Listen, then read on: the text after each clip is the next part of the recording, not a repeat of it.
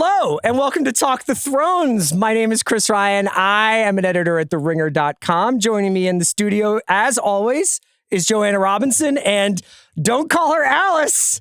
It's Mallory Rubin. We are about to talk about Night of the Seven Kingdoms, episode 3. Huge episode. We'll be back right after this.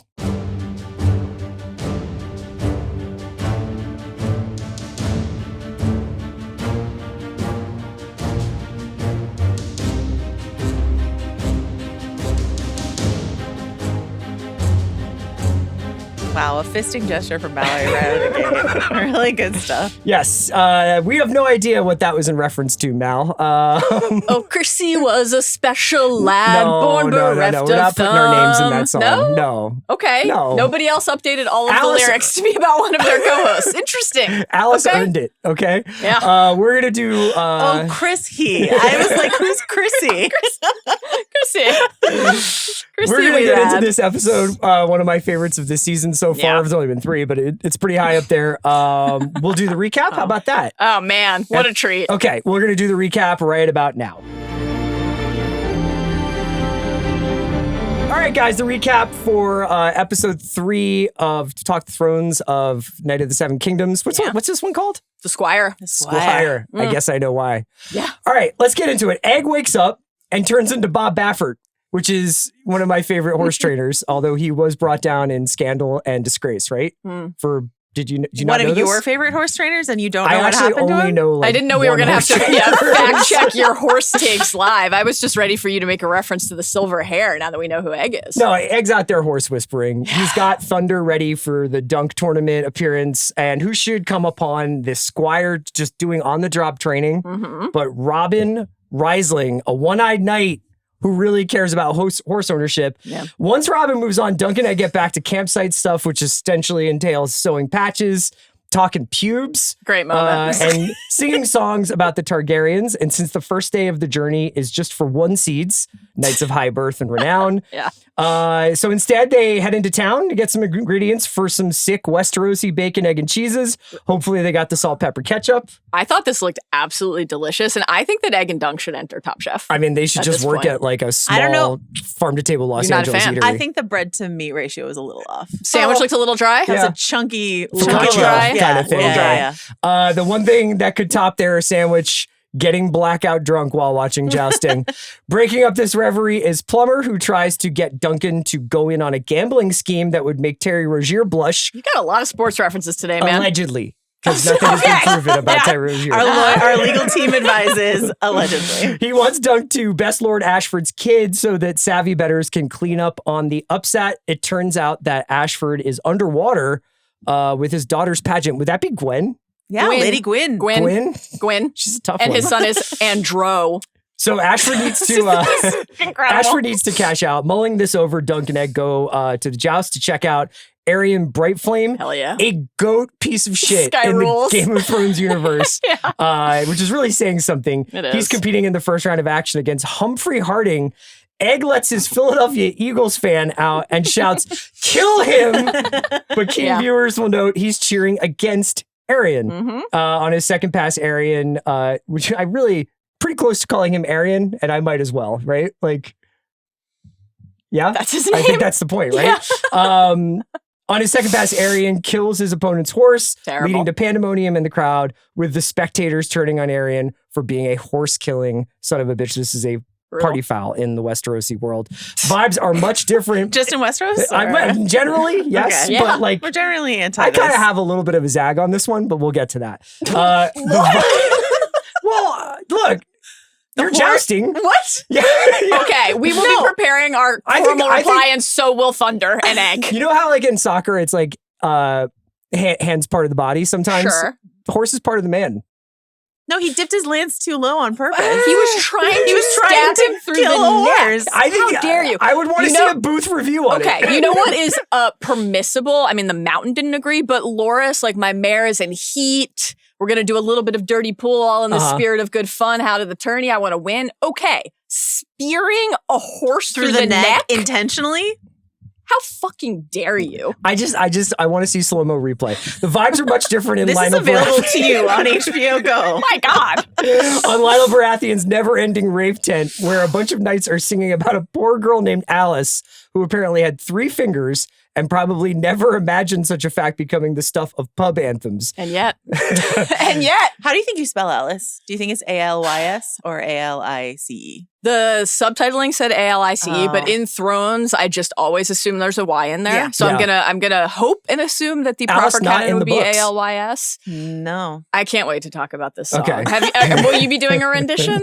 No? Duncan Egg muse on the heroism of the aforementioned Alice, and then have an impromptu visit with a fortune teller who tells Dunk he will be richer than a Lannister, and Egg that he will be king and die in a fire. Very chill. Spoilers. Very chill encounter. The two split up, and Dunk visits with Raymond Fossaway, who expresses some anti-Targ sentiment. This is about the horse, but, more broadly than that. At the puppet show around the way, Tenzel gets caught making light of dragons in her show in front of Aerion, tough crowd, who proceeds to start breaking her fingers. This is too much for Dunk, who throws Aerion off of her. Once Dunk is restrained in one of the most sinister line readings of the franchise, Aerion asks Dunk, "Why did you throw your life away for this horror?"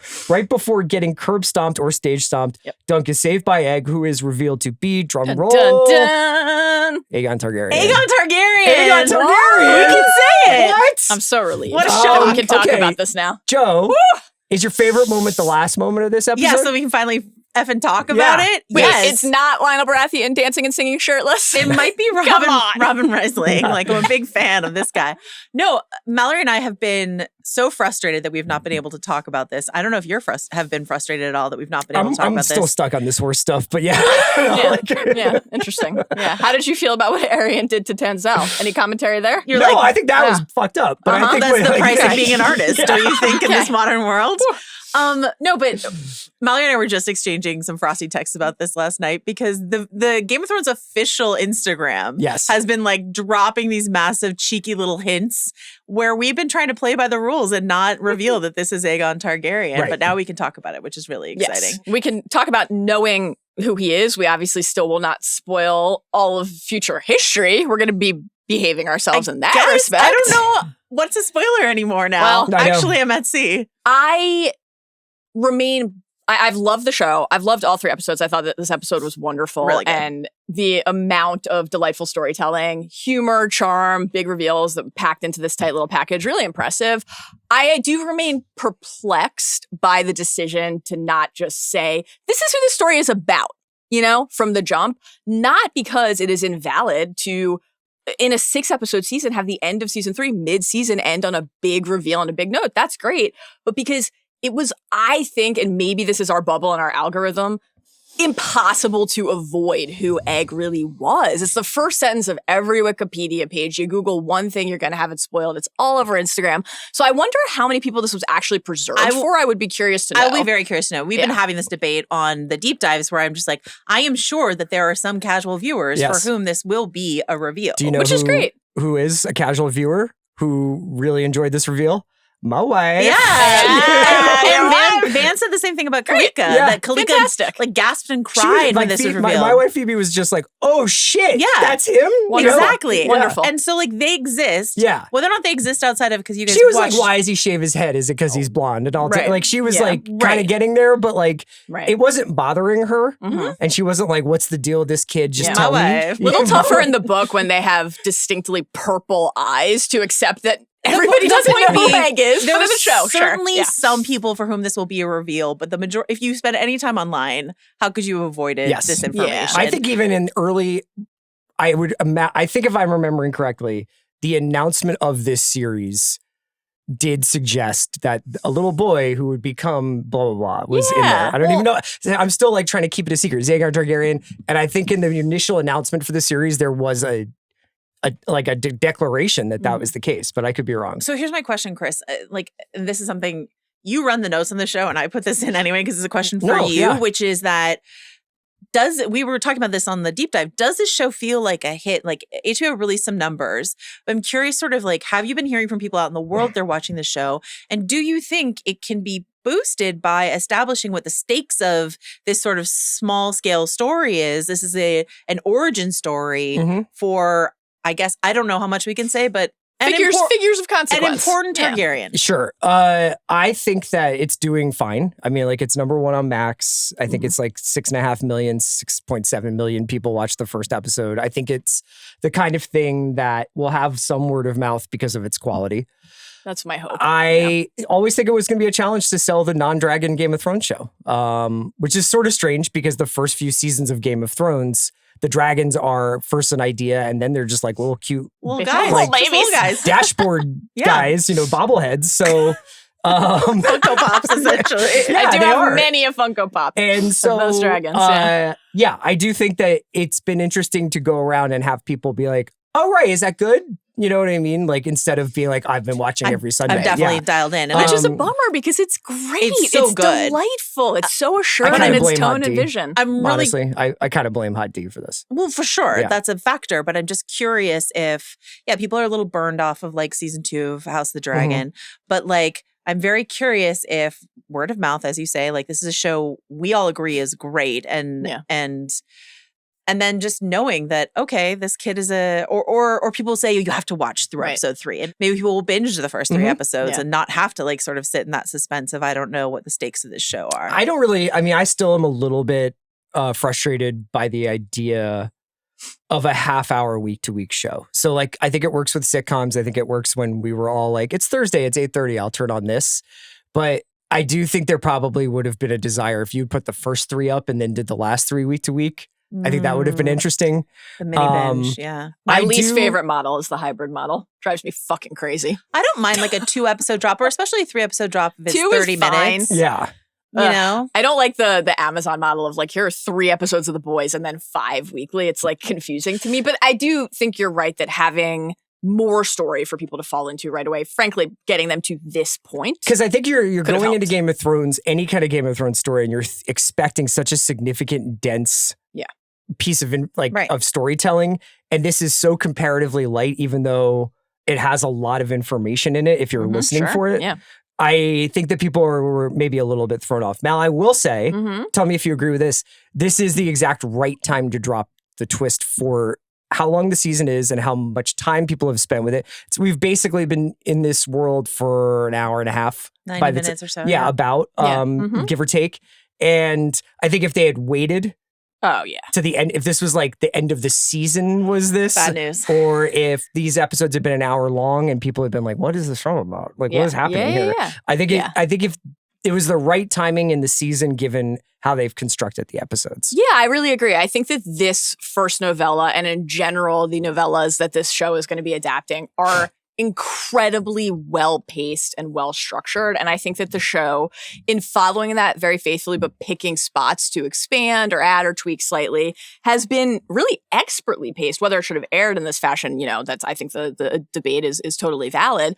But to put something that could have been a season concluding moment in the middle, my hope, like we've already talked about, is that would just propel a lot of people to say, fuck, well, what's in the back half of the season? Sure. And like, obviously this episode ends not just with the, I cut it, I didn't want to look like you, brother, moment of who is Egg. Egg is a Targaryen, but what Dunk has done. Dunk is in such a perilous place now, and we have the thematic richness of him doing something that, of course, feels like knightly. Chivalric, and honorable. Yes, right. To him, this would be the right thing, but where does it leave him for the next 3 episodes of the season? So my hope is that people are like very excited to find out more about who these characters are and where they find each other moving forward. Can I ask you a question? Was there an opportunity, let's say if they didn't want to do it this way, but Ira Parker is very, and I love this adaptation. I think it's incredible. He's very dedicated to directly adapting this novella. Was there a way to let the audience know who Egg was while it's still a mystery to Dunk or anyone else around him? Like, to have this reveal for Dunk in this moment, but the audience gets even a little bit more information than we got, You could argue that with the mention of Aegon and Darren have gone missing. Right. That... and Egg gasping when he sees the Targaryens. I'm going to go check on the camp. Yes. His like avoidance of the Targaryens and also his hostility towards him, his knowledge of knights, his knowledge of like the financial backgrounds of Knight's Guard. Loves fishing. Yeah, exactly. He just loves fishing. I think people probably were getting a little bit more clued in on it. But it's an interesting question. Like, if you basically do a 2-track story where it's like Aegon Targaryen undercover as a stable boy, and this nice guy he meets who doesn't know he's Aegon Targaryen. Like, it almost would be fascinating to shoot this more from the POV of Egg, where he's like, now I have to step out and reveal myself to save this person. What's really interesting about that point and your question is, if you had asked that a couple weeks ago, I would have said, well, what they've told us about how they're making the story precludes that possibility. Yeah. We are firmly, exclusively rooted in That was Dunk's not true POV. in this episode. This episode opens with, we're in the fucking Egg and Thunder show, which let me say, I buy a ticket for every day. I thought was just delightful and charming in every respect. But that did then, in hindsight, make me wonder, could we have been with Egg in a couple other scenes where Dunk wasn't? Can I just say, like, how, I mean, the Egg and Thunder show was so good, but how upset Dunk was when he came back, because he was like so sure that he had left him and taken the horse, and he was just trying to be cool, and then sort of is harsh with him because he was so nervous and upset and sad. And having to confront not only the fact that he's one theft away from having literally nothing to his name anymore, but what it would mean emotionally. He went from just having Sir Arlen and the horses to now just having Egg and the horses. And it's like, what would it mean if Egg left? He would have no one. And the way that he falls instantly back into performing a squire's duties in the absence of his squire, I'm sewing. I stoked the fire and got that going, was a really subtle way to show us that he has made a lot of progress. And we should remember, like, this is mere days that they have known each other. Right. When Egg is saying, will you keep me on after the tourney, before Dunk knows who he is, it's been a couple days that they've been in each other's lives, and the bond that has forged and the reliance on each other. I loved the moment with Thunder and Egg where Egg talks about his father, yes, but also like his father and what his father thinks about horses. And we can see that Egg already is adopting things that Dunk has taught him about the world in just a couple days. So the impact that they've made on each other is supreme. And obviously we get a lot of lovely Egg moments in this episode before the big reveal, you know, sitting on the hillside. Like, I could be happy in a place like this. Well, assess that scene now that we know that he's a prince of the realm. He grew up at Summerhall. He goes to visit his grandpa, the king at the Red Keep. Like, you think about that moment then in an entirely different way. We're going to talk about Maester Aemon and all these other characters. I was thinking a lot about Arya with Egg in this episode. Of course. Know, that real, like, that's not me idea. That's why Ira Parker has been, when talking about inspirations for the show, talking about the Hound and Arya, because Arya in disguise on the road, like, we couldn't really talk about why, but that's like why it's such a good comp here. Extra perfect to have that come to mind for us while Egg is literally using a sewing needle, given the, like, a needle of my own change for Arya. I love that. I also think that, like, the move that Egg makes at the end of this episode, Egg does not need to do this for Dunk, right? This is, you know, he'll be fine because he's a Targaryen prince, but he is destroying his own little adventure because he has an honor code of his own. Right. And he is, you know, he's like, we're all Dunk has. And if he loses the tourney, he won't even have us. Sure. Yeah. And knowing that, like, Dunk is about to get stage stomped, as you put, and I was like, oh my God, they're gonna curb stomp him. Like, I can't believe it. But you know, that he puts himself on the line for Dunk the way that Dunk put himself on the line for Tenzel is like he's already learning the lessons that his new father figure has taught him. If this was a sports movie kind of Game of Thrones show, you would be just so anticipating Dunk's entry and then Rocky-esque triumph in the tournament.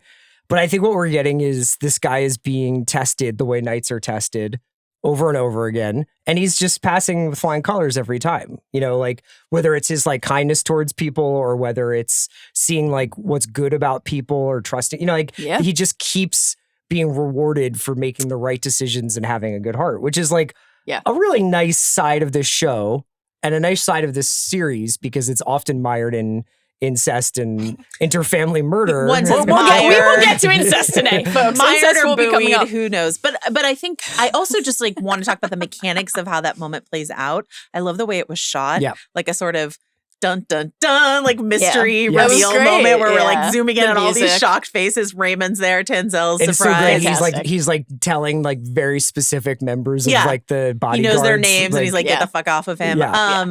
Or you'll answer to my father who's not here. But also, wait until my father hears about this. But, like, also the music of this episode, Dan Romer's music, not just the songs that we get in this episode, which, as you know, I'm a huge fan of, but the music, there's this, like, fiddle jig that plays during the Thunder and Egg show, as you have named it, and the music reveal at the end here. I just, like, love the tone it's setting for the show. For as sweet and lovely as this episode was, My favorite part's Aerion.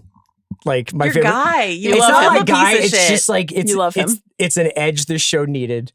I sometimes wonder, like, are we gonna get, like, can they keep coming up with real asshole Targaryens? Like, can they keep manufacturing these guys? Yeah, guess what? And it's kind of like, it's like the Dodgers. Never count them out. Yeah, they'll always.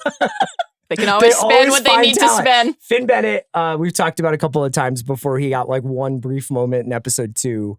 Gets a little bit more to work with here. I imagine we will see more of him now that his conflict with Dunk is sort of at center stage. But just an incredible, sadistic piece of shit. I'm a fan. I'm a fan. Yeah, cosign. The performance is fantastic. The character is wonderful. The way that he is referring to himself as a dragon in this episode really calls to mind one of our other favorite piece of shit Targs, Viserys, from the beginning of Game of Thrones. And then you think of Jorah, like, he wasn't even the shadow of a snake, let alone a dragon. So I think that the thing that I loved most about Aerion in this episode is the way that you take Arion's response to the puppet show, right? The dragon ought never lose. Okay.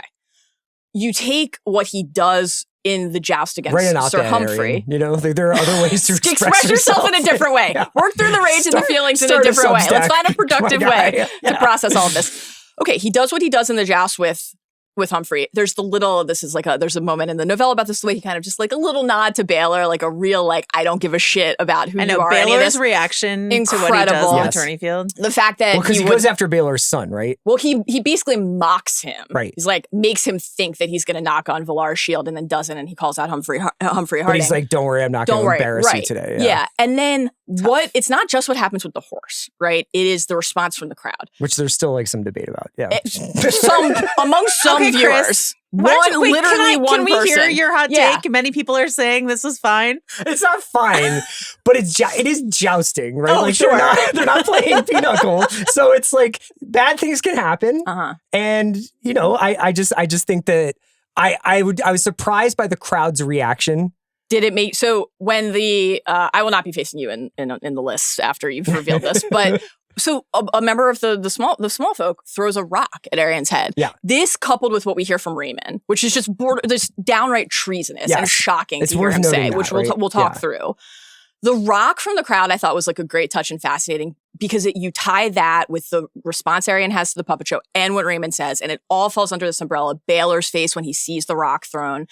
It makes you think back to like season 2 of Game of Thrones and Joffrey taking a cow pie to the face, but this is a Targaryen dynasty, right? And so what does it mean? It made me think of like Tywin saying to Jaime, like, we are no longer a house to be feared. If X, if Y, if they can take one of our members of our household, right? So Viserys to Rhaenyra and Hot D, everyone says Targaryens are closer to gods than to men, but they say that because of our dragons. Without them, we're just like everyone else. There's not a person in the realm who would have thrown a rock at Aerion Targaryen's head in the middle of Ashford Meadow if he had a fucking dragon who could come burn them or just eat get them. on the dragon and torch them. Yeah. As we mentioned on our deep dive, one of our listeners called this Targaryens in their flop era, and that is like 100% here. But like Baelor is he's doing all of this work to like fix their reputation. Right. Yeah. And he's just like, look at this fucking piece of shit. Well, My also nephew like, sucks think about where so they are. much. This isn't like, oh my God, we're playing in the Super Bowl. Like they're in like basically a backwater second city kind of. Yeah, they're at like a AAA house. Like, Baker in the beginning is like, I can't believe we're here. Like this sucks. Dad made us. This shitty and Aerion circus, turns it into like an absolute disaster. PR nightmare. Yeah. Yes. Absolutely. And I think that I think your point about the crowd turning on him undercuts what you're saying. Yes, it's a joust, but what we saw in last week's episode about the joust, I'm kidding. He shouldn't be getting after the horse. I understand that you're kidding. Yeah. But something that they went out their way to show, not 100% easy to follow, but in the night joust that we saw in episode 2 was Lea Longthorn, like once someone is in danger, he like pulled his horse aside, fell off his own horse to avoid hurting an opponent. So they're play acting war. They're not supposed to be actually injuring each other, you know? Yeah. This It's is foul. decency. This is abhorrent. Yeah, there's decorum in the world of Westeros, believe it or not. I think also, we talked about this on the deep dive, but I think also the way they've used Dunk's relationship to horses and Egg at the beginning of this episode, relationship talking to a horse as like this save the cat, you love these guys are horse they girls. care for animals. You know, so this is like shorthand for these are good guys. They love horses. Yeah. And here comes Aerion stabbing one in the neck. Sure. No. He lost a lot of people, not everyone. No, Chris is still in You know what He it is? lost a lot of people. Here's a good way of Chris is putting like, it. well, listen, Let's the dragon hear it. should One not of my lose. favorite genres of Instagram videos is Tom Brady throwing hospital balls and guys getting like concussed. Yeah. And it's like, I know it's bad and we shouldn't be targeting. But it's your algo. It's your algo, baby. Because he can't stop watching. I just can't stop watching. This is like Bill revealed.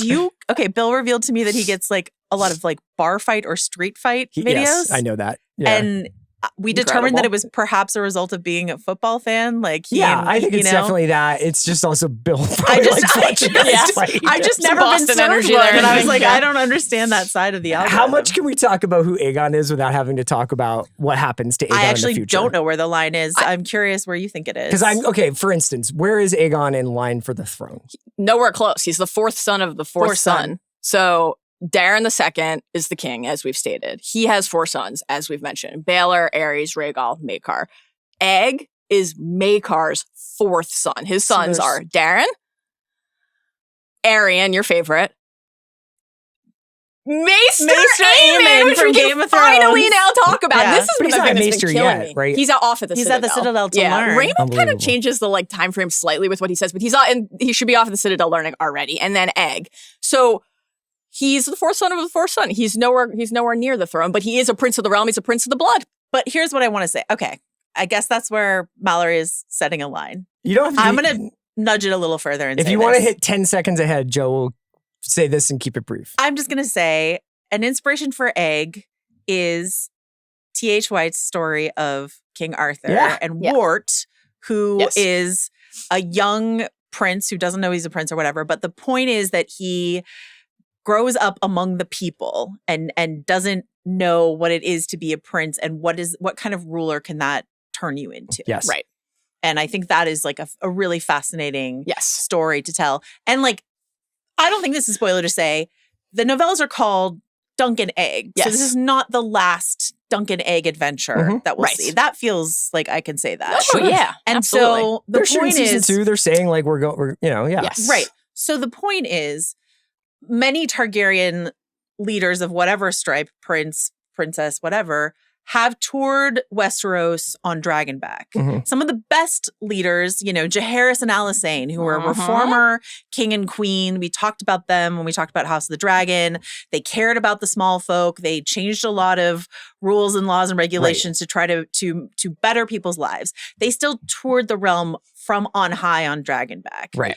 Egg's going to do it on horseback. And that will he's just gonna probably be inform who he becomes. Sure. Possibly. Okay. On the like what's a spoiler and what isn't a spoiler front, and Maester Aemon is a good way into this. Again, this is kind of Aerion like all Brightflame out really there. sees the error of his ways and becomes a passionate advocate for animal rights. Exactly. Yes. Found the good heart inside. Fabled, loving leaders in all of And Westeros. creating a strong governmental support for the arts. A real patron, Exactly. Yeah. Exactly. The Aerion Brightflame Center. You can see for with his Performing hair, Arts. his fit watch, like he likes it already to express himself in all sorts of interesting Whenever ways. you're on like the PBS Drive, it's like Brightflame is at the top of the donor list. Brightflame is just a wonderful moniker, though it is. The Bright Prince, Brightflame, it's great. I want your moniker power ranking at the end of this season. Okay. Breakspear, Bright When you Flame, were Laughing asking, Storm, you were asking etc. about, did Aerion name himself Brightflame? Yeah. Do you feel like we can say why? Sure. Yeah. Yeah. Go for it. There's different kinds of Targaryen madness. This particular dude kind of thinks he's a dragon. It's my kind of guy. Right? Self-belief. So when he's like, the dragon shouldn't lose, Yes. it's because they don't have dragons, but he's like, but we kind of are dragons, as he says in this episode. Yes, he sees it as an attack not only on the idea of their power, but I am the dragon. So what he represents. Yeah. On the like, and he's like, that blood confetti? Not on my watch. once again, Puppets. just compliments all around to Tenzel and her uncle and the puppeteers because it looks just wonderful. Well, maybe he's just disappointed because VFX have gotten so much He was never worse, a fan of you know? Sermon of the Mirror Shield. He was like, do you guys know what George Lucas did with so much less money? Bring back Florian the Fool. on the Maester Aemon front, it is a thrill to now be able to talk about this because you can think back to any number of moments from Thrones with Maester Aemon. Some of those, if you go revisit those scenes in full, we should say, will just contain full spoilers for the future of Egg's story. Yeah. And who these characters are, just as was the case in Hot D, is just flat out stated across the shows. And so this is a tricky spot to be in. This is why I'm a little confused as to what is a spoiler and what isn't, because I think it's That's why I said, I'm like, they should have just said from the beginning, this is who the story's about. I think it's even trickier than with House of the Dragon, because what unfolds from the events has such a direct a character who is alive now is alive in Game of Thrones, bearing on what happens with Jon Snow, Daenerys Targaryen, all that sort of stuff. And so what is happening here is so consequential to the Game of Thrones story that we are all the most familiar with. Right. And so even more than Joffrey giving a tour of the Sept and spoiling House of the Dragon. Joffrey's some facts. I'm just a fan of history. Maester Aemon, when he dies, Maester Aemon dies in Game of Thrones. It's okay. Most people do. Says, Egg, I dreamed I was old. That's his dying word is Egg, I dreamed I was old, because he's thinking about his brother and he's like remembering when he was a boy with him. A moment like that, I think you can talk about, and whether if you, a viewer of this program or this television show, are spoiler averse, I don't think that spoils anything. I think that Maester Aemon saying, like, when he's looking at Gilly and little Sam, right? Like, there he is, that laugh. Egg laughed like that. One of the first things I remember. You can now feel those connections across time and across the tapestry of the canon in moments like that. You can even think, to the Jon point, what the famous season 1 scene between Maester Aemon and Jon, the love is the death of duty scene. Yeah. Maester Aemon is talking about not only Egg, but Maekar. Yes. In other members of their family in that conversation. So if you want to better understand all of those connections and everything that they represent, we're going to have a 3-hour podcast coming for you in just a few days, but also you can revisit those scenes, and some of that's just waiting for you. To some extent, House of the Dragon exists in this kind of funny, newish micro genre where it's like Lucasfilm doing we're circling the drain on so we're doing prequels because we don't want to change anybody's relationship to the mothership show and make anybody be like, Jon Snow is not who I thought he was. Like they don't want to mess with that, or Kit Harington doesn't want to mess with that. And then, but it's also not Napoleon, where you're just like, I know what happened to him. It's not a spoiler to find out. But it's not Andor, where it's purely imaginative and only Tony Gilroy knows the roadmap of how that happened to get to the Death Star. You know what I mean? Like, it is in books, it is in novels, and those novels also have connective tissue to other novels. Right. And novels that have yet to be finished, and that's a little bit more complicated to talk about, but we're trying to let people enjoy it. I don't want to ruin anyone's enjoyment of what is hopefully 13 seseasons of Dunk and Egg. Like, I don't want that. And like, that will go through, into the future, into things that I could talk about. But I think the reason I'm itching to talk about it, and which we'll talk about in the spoiler section of our podcast, is how consequential what happens. And it also imbues the show with a lot more, even more meaning. Yeah. But you can watch it and you can still enjoy it. I have a couple more things from this specific episode I wanted to get to. Are we going to talk about incest? Do you want to do that? Do you want to do it now? Do you want to do it later? What incest? What did you think of Raymond breaking out not only the blood magic, but like what he says about the Targaryens? He says they're incestuous aliens, Duncan, blood magicers and tyrants who've burned our lands, enslaved our people, dragged us into their wars without a mote of respect for our history or our customs. Then he has the great line about finishing on your wife's tits, and then admits that he learned that from Stefan. Iconic stuff from Raymond. Very memorable start to finish. I thought this was interesting. Again, it's of a piece with what we were just talking about with Aerion.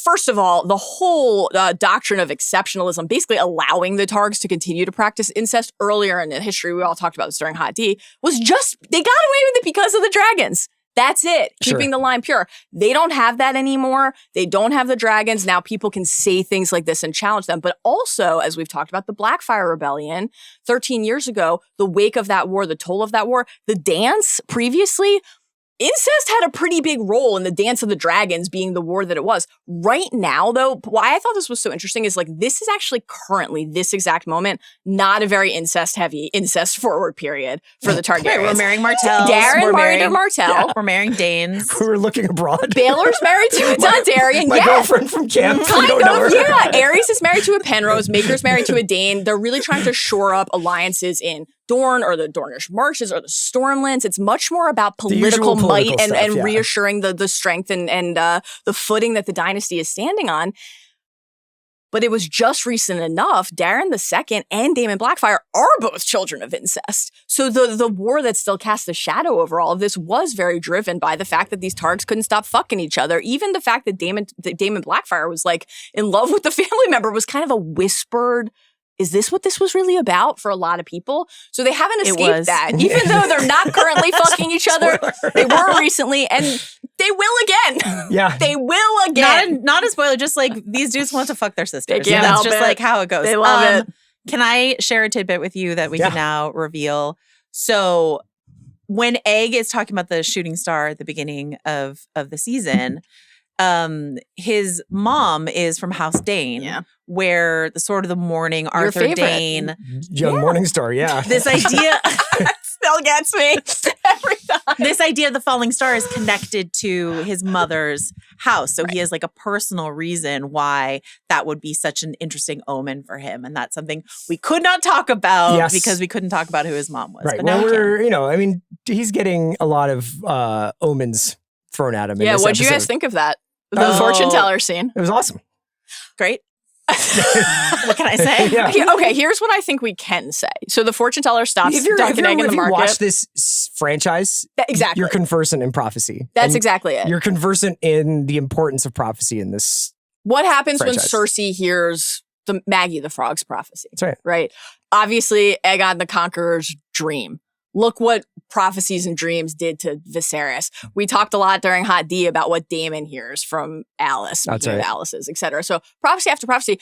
The substance of what is said here to Dunkin' Egg, interesting. I think more interesting question is, what do characters in fantasy stories in general, but in a George R.R. Martin story in particular, this is an idea that he's obsessed with. It's very central. What do characters do when they hear a thing like that about themselves? What decisions and choices does it lead them to make about their own life? And this is additive. This isn't in the book. So this is show additive. Yeah. Oh, yeah. Ira. Interesting. Taking a couple dollars. You were impressed with adding the song lyrics, but my God, how about this? How thrilled were you on the song front? Obviously, Alice's song is just an instant banger, chart-topping classic. But you've been all season wondering, would we get the hammer and the anvil? I know. And it was great. It was so good. I could not be more thrilled. That was Egg up in the tree. Little, veiny spears. Exactly. Of blah, blah, blah. Yeah. Okay. One more thing that was a great rendition. One more thing for Makar to resent about Baelor. Baelor's song lyric is about his gigantic cock. Should we also talk about standing so Makar isn't here, right? Aerion Brightflame, piece of shit that he is, behaves himself a bit better when Daddy's here. But Daddy's gone looking for Egg, who's right under his nose, and Darren, who we met in episode 1, and we can now say the drunken, muddy lord who said, "Get the fuck away from me, I dreamed of you," is Darren Targaryen, another Targaryen prince. Was there any super significance to Aerion challenging Baelor's son? Not in terms of like the show itself, but like in terms of like what would that do to Baelor and what would that do to Baelor's kid to have him kind of like taunted that way? Well, we already talked about how Valar in the second episode when he's jousting and Dunk's like, I bet he's going to be the best. And Egg's like, I'll take that bet. Right. Valar kind of sucks. Yeah, and then Plumber popped up and he's like, you guys looking for some action? Yeah. You talking bets? Right.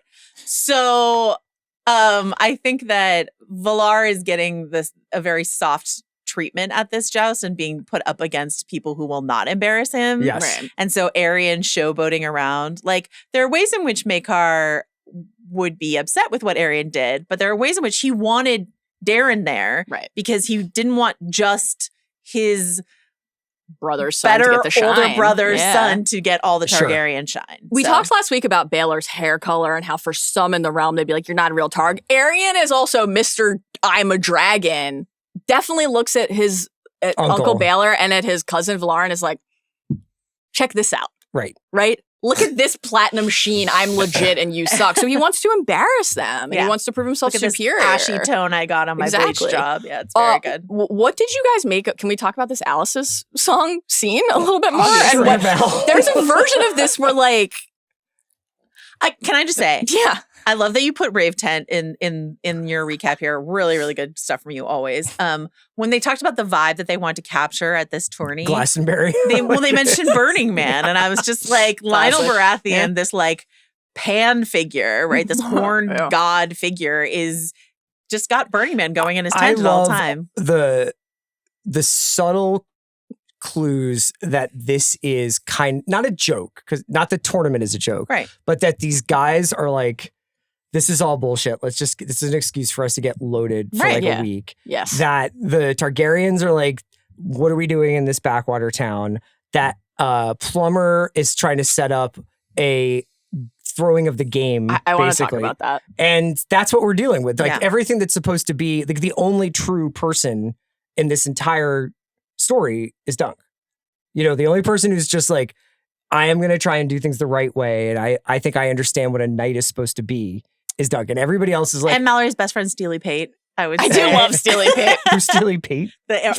How dare you? The armor from episode 2. Oh, okay. I just didn't catch his name. And everyone else just came to cheer you on. He didn't leave an impression on you.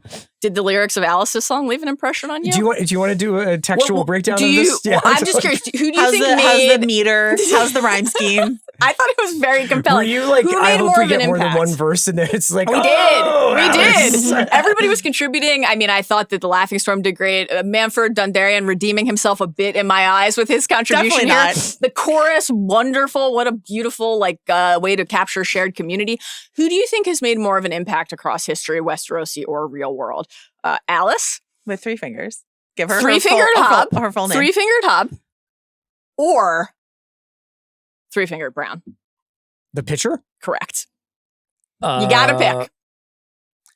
Do you want to tell him who 3-fingered Hob is? Are you a big dead ball era baseball pitching guy? Yeah, 3-fingered Hob. You remember him? Night's Watch, Chef. No? I don't remember. No. Okay, so it seems like Alice is your winner. What did you make of the there's a version of this where the scene happens and we come on a podcast like this. The characters say nothing about hope or honor or the way that and they don't even remember your name.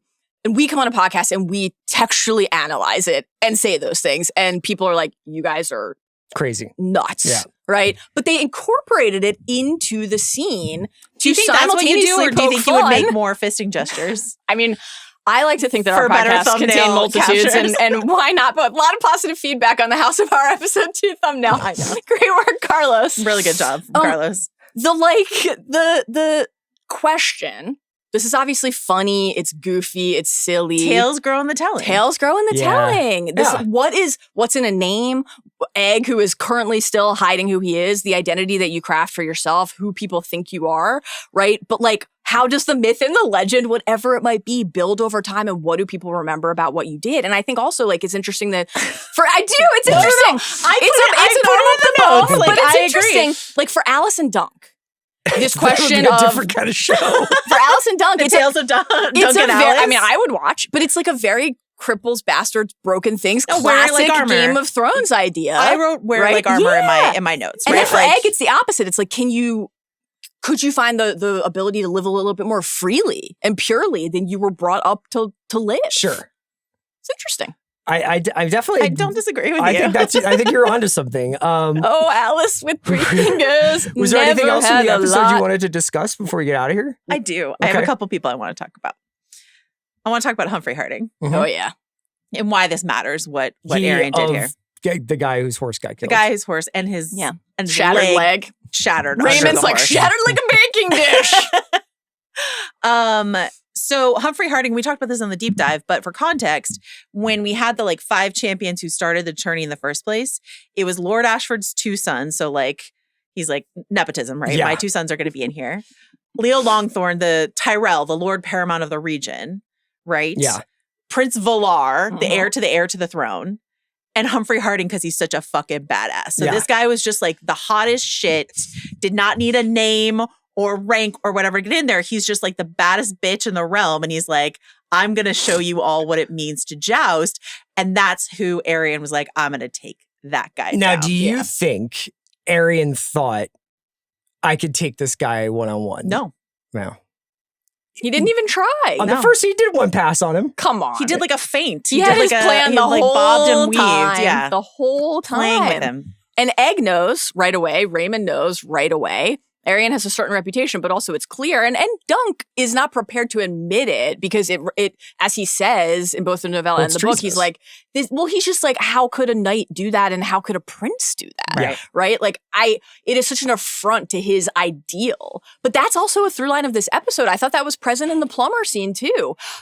On the, I don't know what is a spoiler or what is not a spoiler front, I will say this very carefully. I will not give any specifics about the characters in question, the context. I'll just say in a future plot point in a later novella, match fixing is a plot point. So I was baffled by the inclusion of this here because I think that kind of it's going to make it feel like a little less, I don't agree. When that happens. But the flip side is, it is maybe priming us for the fact that this happens, priming the characters for the fact that this happens. Okay. And there's I liked the energy from Plumber of the I believe we're both men of honor, real any man who must say I am king is no king energy. You're like Pete Rose. You never bet yourself to lose, But so that was the genius part of it. Not asking him to lose, but asking him to win. It's such a subtler test of what Dunk actually wants and why, right? It's not, is it just about coin? Is it about renown? No, it's about proving something to himself. It's about real worth. And I really particularly love the mind your pride line at the end from Plumber because it's the inverse of what Sir Arlen has always said to Dunk. A hedge knight must hold tight to his pride. Yeah. Without it, he's nothing more than a sellsword. So Dunk has to confront Aerion, a knight, a prince would do this thing. Plumber, a steward and master of the games at Lord Ashford's meadow tourney would ask me to do this. Every encounter he has, other than of course Baylor, is wait, these people all suck. What does honor mean? Yeah. And what is chivalry if this is how people behave? He's also betrayed by Egg in this. He's very yes, Egg comes in to save him, but the look on his face is not thank you for saving me. He's what the fuck did you get me into? Yeah, and he's also I've been treating a prince like my squire for the last couple of weeks. I'm going to be in so much trouble for this. I wonder whether what you're saying plays differently when if the character had been depicted as being 16 in the show. Mm-hmm. Oh, more a little innocent, bit less, more of a babe in the woods. Yeah. Interesting. Anybody Can I talk else? about Robyn Rhysling? Oh yeah, great walking stick. Great eye patch. Also, it's metal Shoeless? segmented. Yeah. So this is another example of Ira Parker expanding a character who has a line in the book, right? We know that he lost his eye in Attorney. That's all we know. We get a full flashback. We get to see it dangling out of the socket. And then they give him this other part of his personality where he's this deeply religious zealot. We are a vessel for the warrior. When it is madness bid, it is madness delivered. Yeah. Similar to spending more time with Raymond Fossaway or Lionel Baratheon. This is just an interesting way in which he's making, or Humfrey Hardyng, making these characters who will matter going forward, a little more actual characters. Yeah. And I just loved. I thought it was Is Ira doing this in consultation with Martin, or is it? Have to imagine the way that George has talked about it. He's the way his reaction to the shitting scene, Ira's running these things by him. And I think he's yeah, that sounds great. Make Rhysling a weird guy who loves to talk about the warrior. Yeah, got some Thoros of Myr vibes from him. Sure, Obviously, he's not serving the Lord of Light. He's serving the warrior, that aspect of the Seven. But this idea of some sort of guy faith who keeps getting resurrected or righteousness. He's the one resurrecting. Beric Dondarrion. Yeah. But this idea of if you are a warrior and you're out in the jousts or an actual battle and you think that you are emboldened by something else driving you, that's the warrior, a reminder that the warrior god is sort of, the god, it's in the title, the god of war and courage and strength and all of this sort of thing. And Jaime Lannister's favorite god. That's right. Is he? Mm-hmm. Oh, my guy. We can wrap it up there. I can't wait for next week's episode. I think we'll probably get a lot more post-game reaction to Egg's reveal, I would imagine. We can listen to you guys on House of R, do a deep dive on episode 3. Eddie and I will hit it on the watch on Monday. Yeah. Will you be talking about how episode 1 opened with a shit scene, episode 2 opened with a piss scene, and episode 3 opened with a shit scene? Thunder took a shit. What do you think we'll get in episode 4? Will we just keep alternating? Will someone take a piss within the first few minutes? I think I've never felt you more dialed in. I'm just observing the text. There's Joe, a pattern. Mallory, thank you so much for joining me. Thanks. You, Chris, and we will be back next Sunday.